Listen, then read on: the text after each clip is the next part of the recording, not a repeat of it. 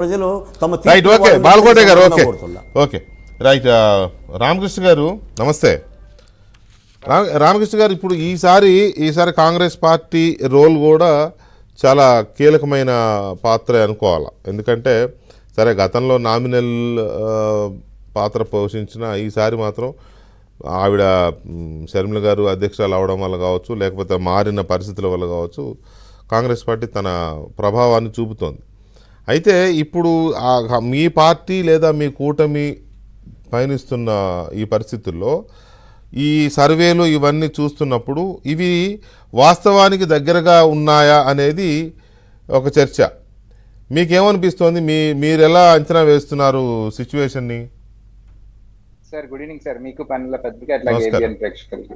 ఇవాళ అది సర్వే సంస్థలు కాదు సార్, ఇవాళ సర్వే సంస్థ పేరుతో ఉన్న స్ట్రాటజిస్టులు, అంటే సర్వే సంస్థ అని చెప్తున్నారు కానీ వీళ్ళే స్ట్రాటజిస్టులు. అంటే కొంతమంది 15-20 మందిలో అభ్యర్థులకా లేకపోతే స్టేట్ మొత్తానికా ఏదో కానీ సోషల్ మీడియా ప్రమోటర్స్, లేకపోతే అక్కడ అభ్యర్థి ఏం చేయాలి అని రోజు ఇన్పుట్ ఇచ్చేవాళ్ళు మొత్తం కూడా వీళ్ళే అయినప్పుడు డెఫినెట్ గా ఒక గుడ్ ఫీల్ పంపించకపోతే ఓడిపోతామనే ఒక దీంతో ఇవాళ ఇంకా గతంలో లాగా వాస్తవమైన సర్వేలు వచ్చే పరిస్థితి ఇప్పుడు లేదు.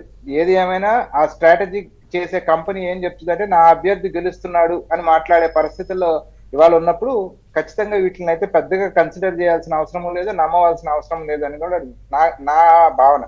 సర్వేలు చూసినప్పుడు కూడా మాకు ఇస్తున్న ఓటు పర్సంటేజ్ కానీ లేకపోతే సీట్ల విషయంలో మాకు అసలు ఒక సీటు కూడా ఇవ్వకుండా వాళ్ళు మాట్లాడుతున్న తీరుగా వాళ్ళు ఇస్తున్న రిపోర్ట్స్ కానీ చూసినప్పుడు అక్కడ కూడా సర్వేలను కొట్టిపారేయాలనే అనిపిస్తుంది. ఎందుకంటే డెఫినెట్ గా ఈసారి కాంగ్రెస్ ఎమ్మెల్యేలు ఎంతమంది అనేది నేను నెంబర్ చెప్పను కానీ అసెంబ్లీలో అయితే డెఫినెట్ గా ప్రెజెన్స్ ఉంటుంది.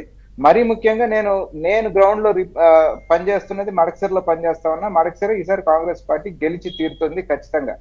Point number 1. పాయింట్ నెంబర్ 2, నేను మొన్న రుద్రరాజు గారు ఎంపీ నామినేషన్ కి వేయడానికి వెళ్ళినప్పుడు నేను ఒక 2-3 ఆటో వాళ్ళతో మాట్లాడినప్పుడు వాళ్ళలో స్పష్టమైన మెసేజ్ నాకు కనపడింది ఏమంటే రాష్ట్రంలో కేంద్రంలో 2 చోట్ల ప్రభుత్వాలు మారాలి అనేది వాళ్ళలో స్పష్టంగా మాట్లాడిన తీరు. ఎందుకు అని వాళ్ళని ప్రశ్నించడం కూడా జరిగింది. సరే, ప్రశ్నించినప్పుడు వాళ్ళు చాలా కేటగారికల్ గా అయ్యా 10,000 ఇస్తే ఇవ్వచ్చు, కానీ ఆ తర్వాత మా పైన వచ్చే చలాన్లు కావచ్చు, పెరిగిన కరెంటు బిల్లులు కావచ్చు, లేకపోతే గ్యాస్ రేట్లు కావచ్చు అని వాళ్ళు 1 by 1 మొత్తం డిఫైన్ చేసుకుంటా వస్తా ఉంటే ఏదైతే వాళ్ళకి ఇస్తామని చెప్తున్నారో అక్కడి నుంచి అంతకు మించి డబుల్ త్రిబుల్ మా దగ్గర నుంచి వసూలు చేస్తున్నారు అనే క్లారిటీతో వాళ్ళు స్పష్టంగా మాట్లాడటం జరిగింది. సో దాన్ని బట్టి అర్థమైంది ఏమంటే గ్రౌండ్ లెవెల్ మాసెస్ లో కూడా డెఫినెట్ గా ఈసారి ఈ రాష్ట్రంలో చేంజ్ కావాలి అనేది కనపడతా ఉంది.